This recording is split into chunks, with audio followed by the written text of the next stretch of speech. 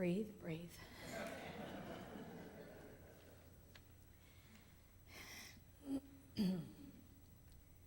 Today we're talking about standing in truth. How appropriate. You know, I do these talk titles like months in advance. It's just the way it is. And we get the monthly themes from the Science of Mind magazine. I told you last week we just follow whatever their monthly theme is, and we do the same. So this month's theme is fierce grace.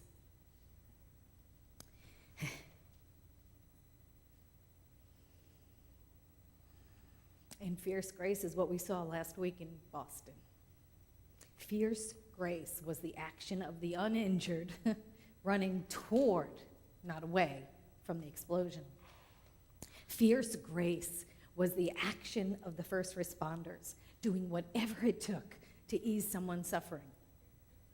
Fierce grace is standing in the truth of our wholeness in the face of atrocity. And that was fierce grace.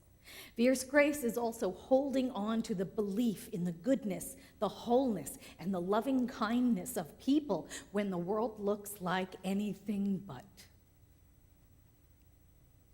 It's been a tough week. And I love that quote that came from an old Mr. Rogers show. It's been circulating around. Mr. Rogers had said, when I was a boy and I would see scary things on the news, my mother would say to me, look for the helpers. You will always find people who are helping. And that shifts our gaze. It shifts our gaze to the truth. It shifts our gaze when we look for the helpers. We look to the positive. We look to the truth because the truth is God is love. And we find good people, loving people, people going out of their way to help. And we remember the truth that God is love and we are that in the midst of whatever is going on. Now, that being said, I don't want us to fall victim to that spiritual bypass. You know, to that place where we don't feel our feelings, where we just go straight to, oh, God is good, it's all good. When we're struggling to make sense of some awful event. I'm not going to stand by and I'm not going to say, well, there's a higher purpose at work here, or someday we'll find the good in this, or whatever, while we're walking through hell. That doesn't help anybody. It's our job to stand witness and be horrified and feel our feelings and know it's awful and stand witness to the tragedy and the grief and the horror of what happened and feel our feelings. And then we move to make things better. We move to make things just a little better from wherever we are. We don't have to be in Boston. We don't have to be in West Texas. We can move to make things a little better right here, right where we are. We go through all of our emotions and really feel what we're feeling, from the anger to the grief, you know, from feeling powerless and being at the effect of the world to questioning why did this happen? And not having the answer. And being able to stand in that. Because I'll tell you, anybody who says that they know the answer is lying. Nobody knows why. I mean, there was some kind of stupid reason, I'm sure, in the minds of those two young men. But nobody knows the reason why. You know, I'm sure there's loads and loads of ministers in any number of churches all over the country saying that they know why. This is God's punishment for something, this or that. Fill in the prejudice of your choice. It's God's punishment for nothing. That's bullshit.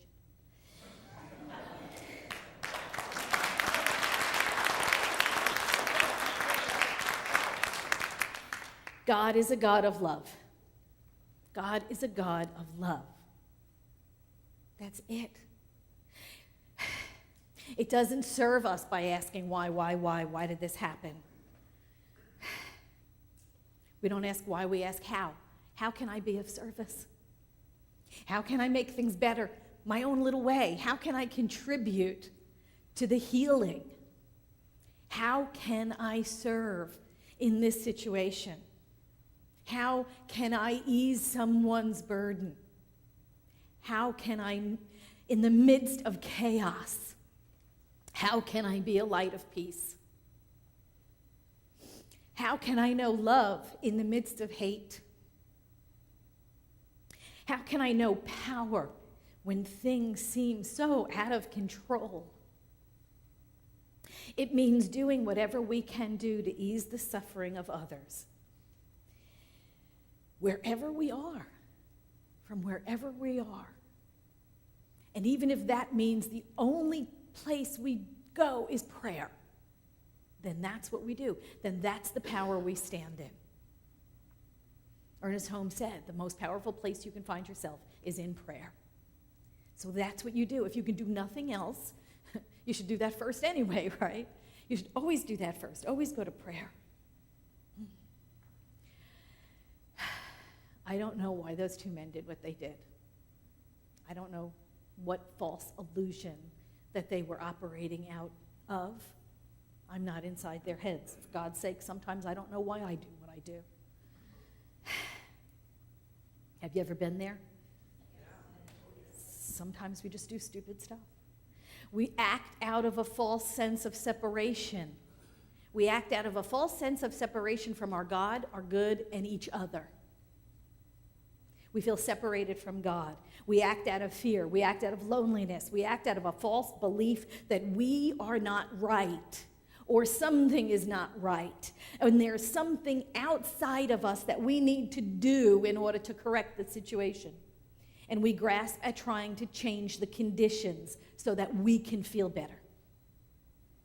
We try to change the people, places, and things around us so that we can feel better about ourselves. And what we know is that our philosophy is not about changing the outside. Changing the outside changes nothing. It might temporarily, but you know how that goes. We go around trying to change all the conditions in the world, all the things we want. We try to change people, places, and things and conditions so that we can be happy, so that we can get them to look just the way we want them to look. And stuff pops up all over again. Goes right back to being the way it is over and over again. We have to change the thought of error that produced the condition to begin with, right? It's what our teaching is. Change the thought of error that produced the condition to begin with.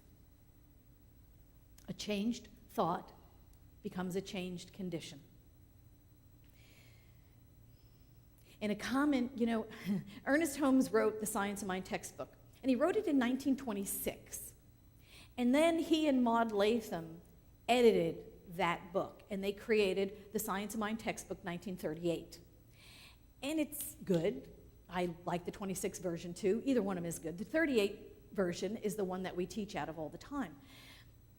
But Ernest Holmes wrote a 228-page commentary on the Science of Mind textbook, but he wrote it on the 1926 edition. A fascinating piece to actually hear Ernest Holmes write the words and explain the things that he wrote in the textbook and explain what he meant by what he wrote. And it's a real wonderful, wonderful writing about his reasoning behind what he wrote in the textbook. And it's in the archives, it's not called Spiritual Living's Archives anymore. What's it called? Science of Mind Archives.org. You can go in and you can read it off that. But he said this, he said, the law is a law of reflection. Life is a mirror. Now, as the law is such an impersonal reflector, the practitioner, which is all of us, some of us licensed, some of us not, but when he says practitioner, he means all of us. The practitioner doesn't try to change the law. There is no use in his trying to snatch the image out of the mirror. He must remove the object which is making the reflection. That is why he heals the thought. The thought then, through the law, automatically heals the condition. That's why when we run around trying to change things at the level of the condition, all we're doing is making those lateral shifts. We always talk about rearranging the deck chairs on the Titanic, you know? It's not going to make a difference. It might look better a little bit temporarily, but the thing's still going down, you know what I mean? It's not going to work. Life is always reflecting back at us what we are putting into it, what we are projecting into it. And so what are we projecting into it? What are we holding up to the mirror that is law, which is getting reflected back at us? So you see then when we do that, and we don't like what we're getting back, we don't like what we're experiencing in life, trying to rub on the mirror is not going to make a difference. I'm looking at my reflection in the mirror and I don't like my hair as I don't comb the mirror.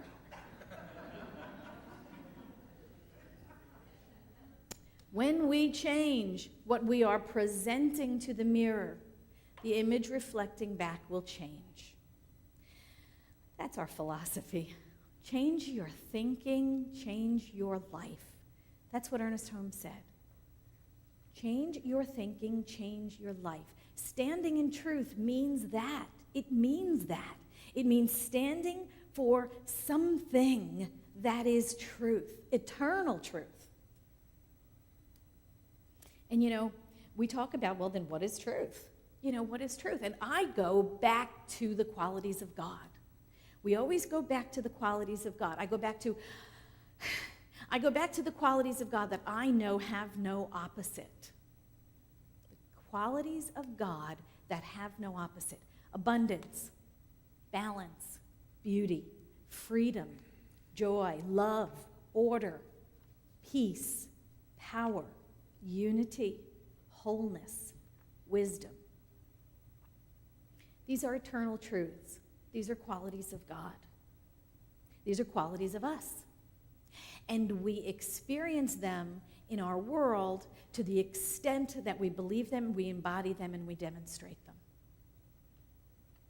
So yeah, you can think of something and say, well, wait a minute, there is an opposite. There's freedom, there's bondage. That's an opposite.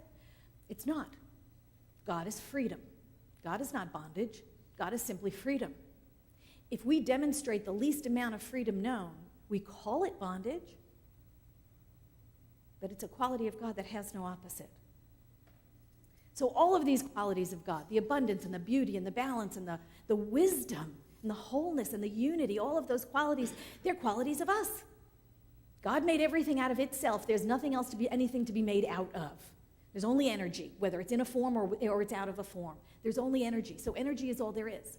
So God is all there is. So that means that the matter that makes up my body is energy, which is God's stuff. It's the same stuff that God made everything out of itself. So the qualities of God then are qualities found within me, found within every living thing, found with everything. So those qualities of God are qualities of us. Can you imagine for a moment how different this world will be when we all know our wholeness? When we all know we are love. When we all know we are wisdom, when we all know we are peace. Could you imagine how different the world will be? When we all know our unity, when we all know our love, our joy. You know, we tend to outpicture the truths, these qualities of God, to the extent that we believe them. We embody them, and then we demonstrate them. And we can only demonstrate them to the extent that we understand them. We can understand as much truth as we can at any one point in time. And as we evolve, our understanding of truth evolves with us. Our understanding of these truths grow. We demonstrate to the ability that we understand, and that can be anywhere along that continuum of whatever quality that is. We must embody a greater idea of the quality in order to demonstrate a greater idea of the quality, in order to demonstrate a greater goodness in our lives. We know love is a quality of God. We know love is a quality of God that has no opposite. So love is a quality of us. Love is the truth of us. But if all we know in our personal experience of love is that it abandons us, then we are seeing that quality of God known as love through this filter of abandonment. And what is projected on the mirror that is reflected back at us is distorted, because it is distorted through our own false belief of abandonment. So we hold up this error thought between the good that we are, between the truth, the God that we are. We hold up this error thought between us and the mirror. And what gets reflected back is some distorted view of what love is. It comes back in that distorted way and will continue to be reflected back to you in this distorted way until you remove that filter, until you remove that false belief called abandonment. Because it's not the truth of you. It's not the truth of me. We can't fix the condition by Windexing the mirror. It's not going to change it.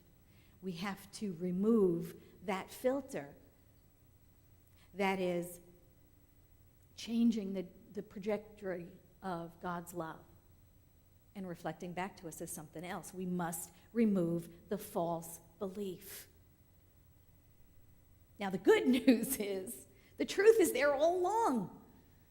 The good news is the truth within us is there all along. All we've done is we've mucked it up with a false belief. Ernest Holmes said this in this thing called Life. He had a radio show, this thing called Life, and he said this, May 6th of 1951. What is it that we are reflecting?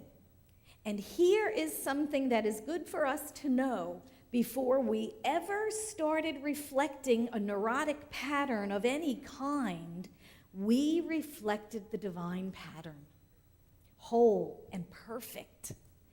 That is still with us and will always be with us.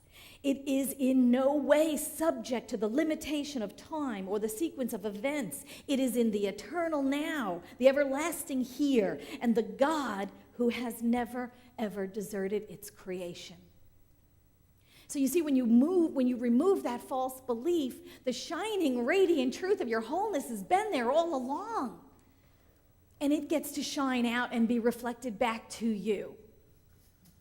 Without the filter, without the false belief, without the word of error. And that is the good news. The wholeness, the health, the vitality, the love, the joy, the prosperity, the abundance, the unity, all of those qualities are in there. They're all in all of us. It's in every one of us. Hey, I think we sing that. And that is the good news. That is the good news. We remove what has been placed there by error. The shining, radiant truth of our wholeness is reflected back.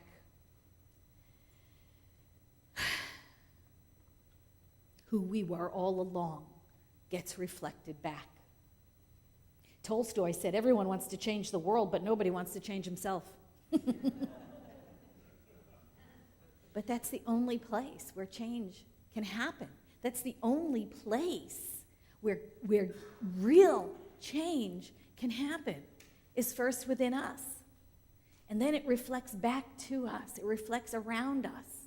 Things change around us. That's the only place we can make changes within us. Otherwise, we're rubbing on the mirror. Okay, so this is a practical philosophy. We say that every week, right? It's a practical philosophy. So how do we make this teaching, which is truth, how do we put it to work in our daily lives? You know, for me, it's about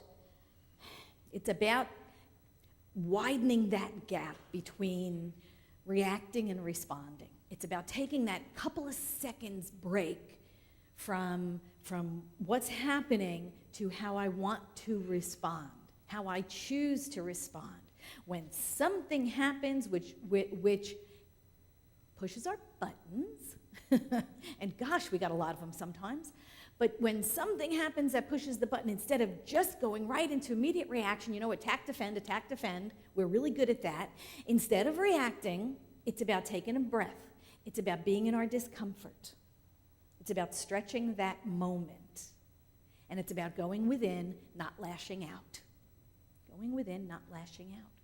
When we go within, we do that self-inquiry, we find out, what's going on for me, Find out where that button came from. Find out. It's your button. You got it. Somebody pushed it. They didn't install it. They just pushed it. So it's up to us to find out, where did that come from? Why do I have that? Maybe I need to, unwire it. Maybe I need to disconnect it. Instead of our thinking that people, places, and things around us have to change so we can be happy, you know that if you loved me, you'd whatever, fill in the blank. Yeah, like that ever worked. Instead of thinking that everything around us has to change so we can be happy, when we find we're disturbed by something, we stop. Just take that minute, that extra minute, whatever it takes, to go within. Where'd that come from? Why am I responding? When you've gotten to that point where you're the observer in your own life, and you stand back and you go, look at me, I'm doing that crazy thing again. I'm getting all upset. I'm spinning in circles. I'm getting all mad at him and mad at them and mad at you. And, when we get there, when we find we're disturbed or angry or resentful, we know one or more of our buttons have been pushed. And it is our job as spiritual beings to disengage those buttons. Because here's the bottom line. If you think the only way to happiness is to control everybody around you so you can be happy, you're never going to get to sleep ever again. You are never, ever going to sleep. If you have to control your spouse or your boss or your friends or me or anybody else in this room, if you have to control their behavior and what they say and what they do and what they wear, you're never going to get sleep. Forget about it. It doesn't work. It doesn't work anyway. When a button is pushed, it's a call for healing. When a button is pushed, it is a call for healing. That means that one of those filters is acting up. You're seeing something through a filter of a false belief, a thought of error.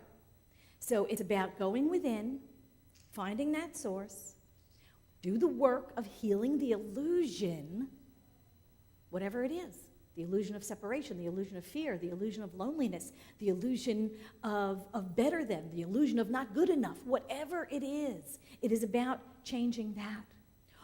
Our happiness is never, ever dependent on people, places, and things around us. We're happy because we're happy, or we're not because we're not. And then it's our job to find out. Honestly, we can't change other people anyway. Don't even bother. We can change our thoughts. We can change our thoughts. And this is a way of standing in truth. This is the way of standing in truth. It's always about connecting within. It's always about checking within. Being the observer in our lives. Checking in and saying, why am I thinking that way? Why does that annoy me? Why does that make me angry? Why am I resentful over that? What is it within me? What false belief is the truth of God having to be filtered through that I'm not seeing clearly? Ernest Holmes said this: the real self is uncritical and kind, tolerant and just, charitable and wise. We may depend on it. The false self is a mask covering up the true personality. We should not then be afraid to unmask ourselves and let the feeling of love and generosity flow through us from that invisible yet inexhaustible reservoir, the living waters of the eternal Spirit. These waters kept flowing through our personality will extinguish hate, heal unfriendliness, open doors before us as though a magic hand swung them wide. This is the truth of us. This is the truth we must stand in, that we are the love that knows no opposite. We are the unity that knows no opposite. We are the freedom that knows no opposite. This is the truth we must stand in. And yeah, it does take fierce grace to do it. But we're doing it. And we're doing it in community, and we're doing it together, and together we are healing the world. We are healing the world. Thank you.